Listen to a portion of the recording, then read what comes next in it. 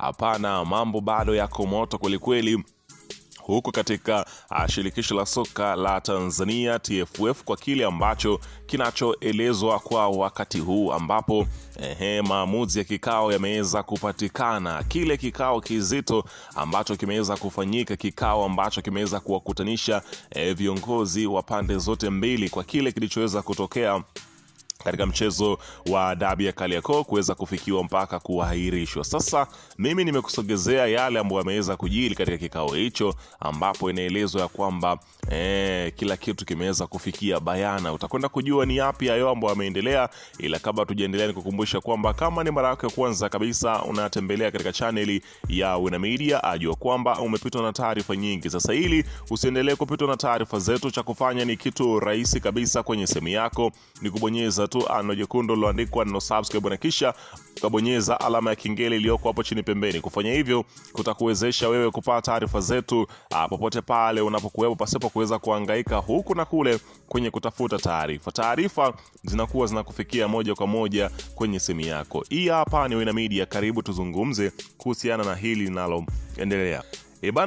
Kwa siku ya jana umeweza kushuhudia matukio mengi ambayo yameweza kujili katika kile ambacho kilichoweza kutokea katika mchezo wa dabi ya Kariakoo, ambapo uliweza kushuhudia klabu ya Simba wao walitangaza kwamba hawatakuwa sehemu ya washiriki katika mchezo wa dabi ya Kariakoo kwa kile kilichotokea kuzuiliwa kufanya mazoezi katika dimba la Benjamin William Mkapa Stadium. Lakini kufanya hivyo kwa klabu ya Simba kutangaza kutoshiriki mchezo huo, sio kwamba ndio walikuwa wapo sahihi kwa kile kinachoelezwa. Hapana, kile ambacho kinaelezwa ni kwamba wamevunja kanuni ya kile ambacho kilichokuwepo.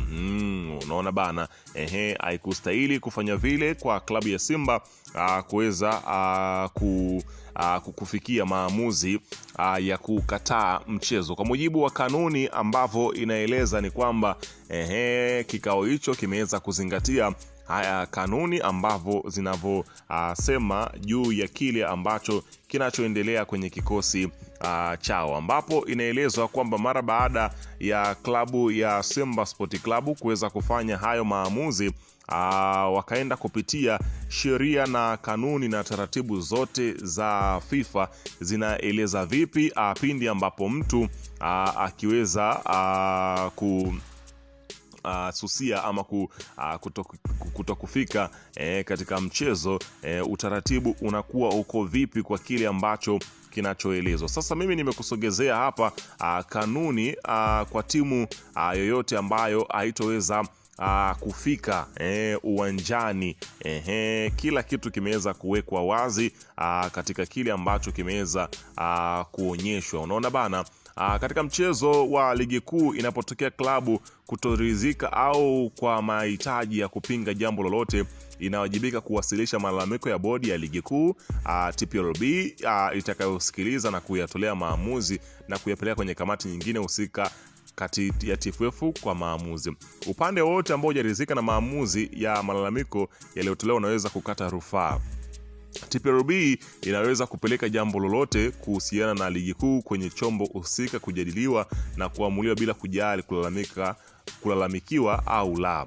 Wahusika katika shauri lolote litakalosikilizwa na kamati yoyote ya maamuzi wanaohitajika kuhudhuria kikao hicho watawajibika. Unaona maana? Sasa tunasogea sasa katika kanuni za kutofika uwanjani. Timu yoyote itakayokosa kufika uwanjani bila sababu za msingi zitakazokubalika kwa TFF, TPLB na au kusababisha mchezo usifanyike, itakabiliwa na adhabu zifuatavyo. 1, kutozwa faini ya shilingi milioni 5, ambapo shilingi milioni 2.5 itachukuliwa na bodi ya ligi kuu na shilingi milioni 2.5 italipwa kwa timu pinzani. Kulipa fidia ya maandalizi uharibifu wowote unaweza kujitokeza. Kupokonywa alama 15 katika msimamo wa ligi, na viongozi waliosababisha jambo hilo watachukuliwa hatua zaidi ya kinizamu.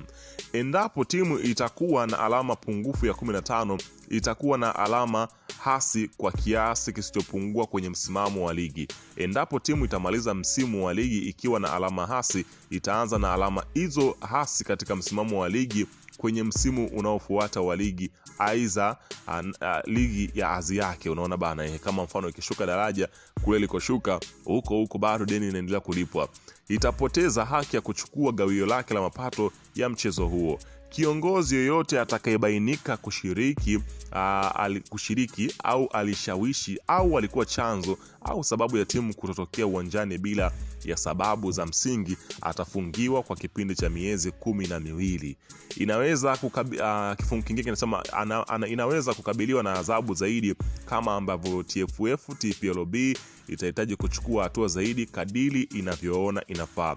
Timu yoyote iliyopewa adhabu ya faini chini ya kanuni haitaruhusiwa kucheza hadi itakapotekeleza adhabu hiyo kwa daraja ambalo litakuwa lipo. Unaona bana.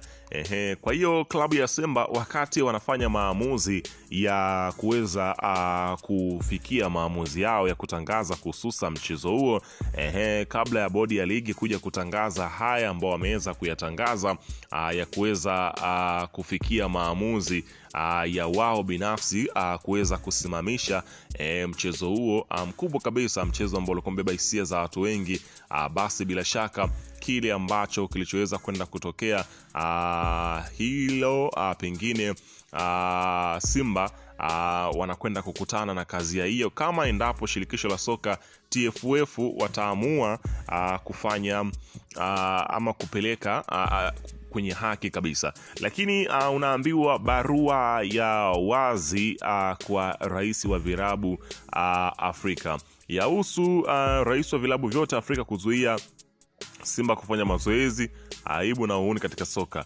Ndugu rais wa vilabu vyote barani Afrika, kwa masitiko makubwa napenda kueleza juu ya tukio la kushangaza la aibu ambapo Simba Tanzania ilizuiliwa kufanya mazoezi kabla ya mechi ya muhimu ya dabi. Unaona bana, akiweza kulizungumzia hilo kidogo, akiweka maoni yake juu ya kile ambacho kilichoweza kutokea.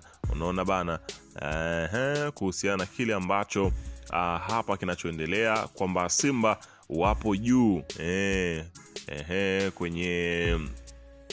Simba wapo juu kwenye soka la Tanzania kuzidi hata mamlaka yenyewe. Unaona bana, ndo kauli ambazo zinakuwa zikitrendi katika mitandao ya kijamii, huku ikielezwa kwamba mjumbe wa bodi ya hapa nazungumzia mjumbe wa bodi kule TFF wameweza kutangaza kujiuzuru. Unaona bana, kutokana na kile kilichoweza kuafikiwa maamuzi yeye kuyapendezwa nayo. Unaambiwa mjumbe wa kamati ya usimamizi na uendeshaji wa ligi kuu Tanzania bara ndugu Philemon Ntailaja amejiuzuru nafasi yake muda mfupi uliopita na kutoka nje ya kikao baada ya maamuzi ya kutolewa ambapo yeye anaamini hayakuwa maamuzi sahihi. Imefahamika kuwa ndugu Philemon Ntailaja akuridhishwa na sababu nyepesi za kuahirisha mechi hiyo na kuvunja kanuni kwa makusudi.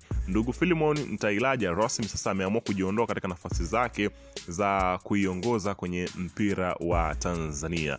Unaona bana, ameweza kujiweka pembeni kuhusiana na kile ambacho kimeweza kutokea. Kwa hiyo tusubiri kuweza kusikia mengine yapi ambayo yatakuja, ila kanuni ambazo nimekusogezea hapo ambazo pengine TFF na bodi ya ligi sijajua wametumia kanuni zipi kwa kile ambacho kinachoeleza kwamba mtu asipoweza kufika uwanjani nini ambacho kitakachojili, na mtu ambaye atamzuia mtu kuingia getini basi ni adhabu ipi ambaye ataichukua. Kwa hiyo tusubiri kusikia mamlaka husika zitakuja na taarifa ipi mara baada ya kutangazwa kwake kwamba mechi hiyo imeahirishwa mpaka pale ambapo tarehe mpya itatangazwa. Huku Simba wenyewe wako tayari kucheza, lakini Young Africans anasema ya kwamba wenyewe ndio mchezo wao wa jana ndio ulikuwa mchezo wao wa mwisho wa dabi kwa msimu huu. Labda msimu ujao kama watakuwa na nafasi ya kuweza kushiriki watashiriki. Unaona bana, mambo yashakuwa moto haya, watu wanajiamulia vitu ambavyo pengine wao wanaona ni sahihi. Tusubiri kuweza kusikia yapi mapya.